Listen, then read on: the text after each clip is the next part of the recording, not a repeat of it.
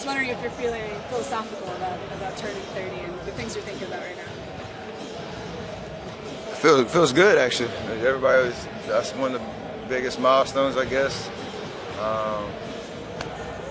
Accomplished a lot in life, blessed to have a purpose to what I'm doing, and appreciative of everything I have going on, and want to continue to nurture all of those things. So, yeah, nothing you wake up, maybe feel a couple extra aches and pains just for no reason, but definitely just, blessed to be doing what I'm doing and around some great people. Was your birthday truly a surprise? Did they really pull it off? It was, actually. It was pretty crazy. How did they get that past you? My wife, man, she's unbelievable. That many people, I think it was like 200 plus people from the organization, my family, friends, whatever.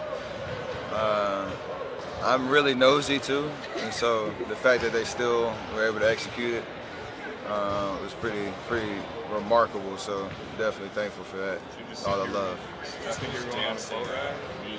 No, I knew something at that point was going on because it was just us two on the boat. I figured we were taking a little different route to her restaurant in San Francisco, because that's where I wanted to go.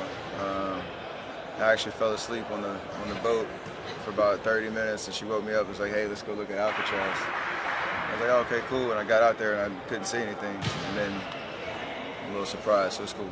Who's dancing amused you the most? Probably my grandma's, but y'all need to know about that. Almost plays. We've seen that before. Is that the first time you've seen it not on video though? No. That's nothing new to us. He knows how to have a good time. What's the frustration level right now beyond obviously the birthday with the ankle and the fact you get to at least another move?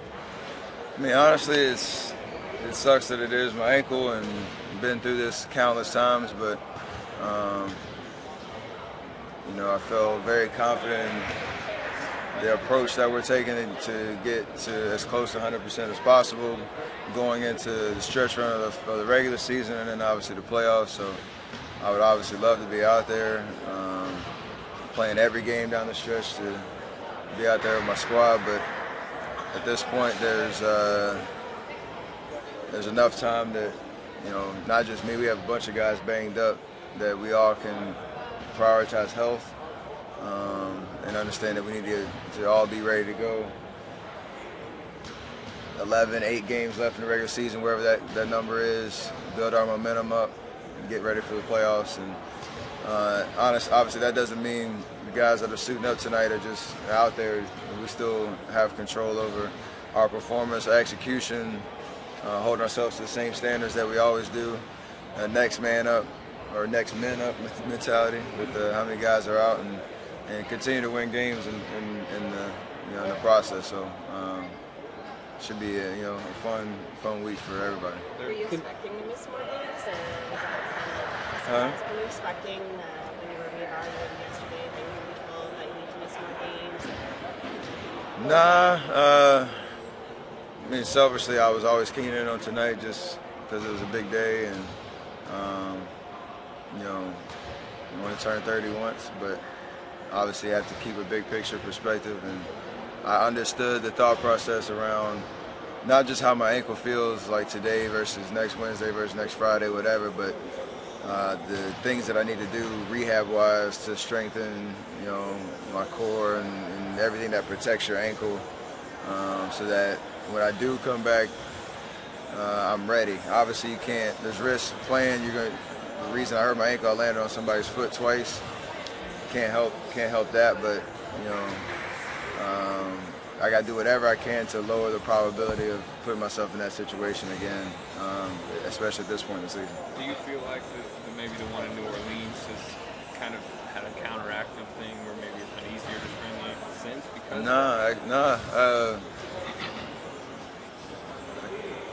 besides the one that happened in the shoot around, I was fine, and it took a freak thing landing on somebody's foot in Atlanta, and then I felt good coming off of that one, and just kind of a bang bang play on that layup attempt, and landing on Murray's foot. So it just happens. But I don't think there's any rollover effect, really. It's just a tough go. I wish maybe my left could get some love at some point. The frustration level in the last one, it didn't seem like it was like a something where you were in a lot of pain. It just seemed like a frustration of like again. I mean, is that kind of what you were showing them? It was a little bit of both. It hurt, but yeah, I mean, like you said, I felt good in the Brooklyn game, and it's at the beginning of the San Antonio game. It's a fast break opportunity. I'm going up, not really thinking about my ankle, feeling really solid out there, and then bam! And as soon as it takes like a millisecond to know what's going on. And I've had so many of them. I know that the kind of degree of severity, but definitely some frustration, knowing I got to deal with the rehab process again, and and whatnot. How's it feeling now? How swollen, and what can you do at this point? I can almost do everything besides play 5-on-5 situations. So I'll have a pretty active recovery process, and it's just about getting strong and giving my ankle the best chance it can to get to 100%. Like I said before, the playoffs. So you don't want too much time to pass, because obviously you want to get out there, get your rhythm, make sure we as a team build the right chemistry and mojo going into the playoffs. So keeping that in mind, but I'm not worried about where it's going to be come next week. As a team, the Warriors have shown that they're really resilient when it comes to injuries, but where is morale right now when, new guys are on that report? It feels like the injuries just keep coming and coming.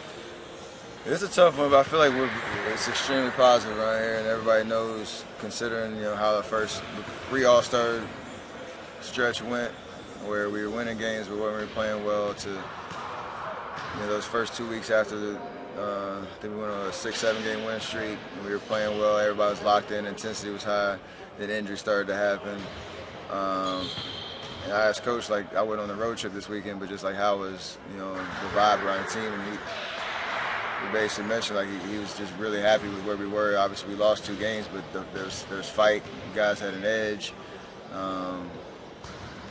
and you can see that in just body language and just the look on people's faces when they're out there playing. So that's what it was all about, really, and continue to focus on the habits and details that are going to help us win playoff games and championships, and having that back it up as well. So all things considered, we're in a really good place. We know that most of the injuries we have a finite rehab time to them, and guys will be back, and we'll continue to build towards the playoffs. You mentioned the injuries you've had earlier in your career. Have there been things through that time that have helped you kind of get over the psychological aspect?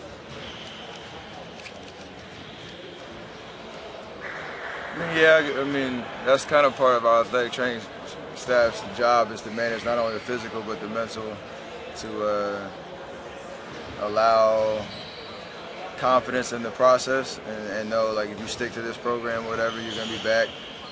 Obviously, there's no way to get around the initial frustration, and injuries in general are just a tough thing to deal with, because our nature, we want to be out there on the floor, we want to be playing, we want to be healthy, but it's helpful to know the big picture playing. When the games that matter, I'll be out there, and just got to do the grind work now to get myself back in that position. Obviously, that's kind of it. Obviously, with you out and the playoff beforehand, #1 seed is going to be harder to lock down. Is that a concern at all around here? Yeah, it'll be harder, but it's not out of the question. We still got guys, willing and able to get out there and help us, like I said, win games in the meantime. And I think Coach would say we're prioritizing health over, rushing guys back to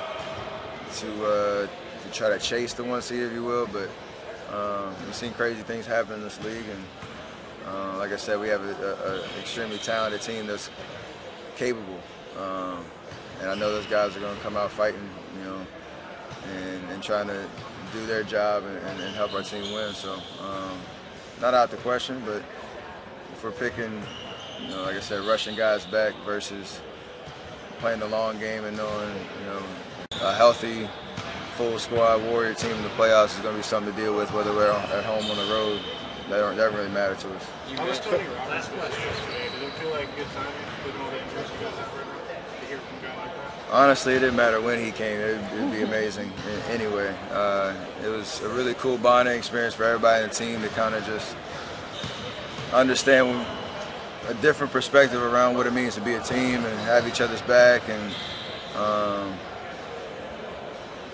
kind of just be aware of the ups and downs emotionally and physically of what an NBA season brings. Not just the X's and O's of making shots, missing shots, getting defensive stops, all that, but how life kind of intertwines with that. And I think it gave us a new perspective on just being a good teammate and looking out for each other. So and getting to know each other on a much deeper level, which I think will help us as we go forward for sure.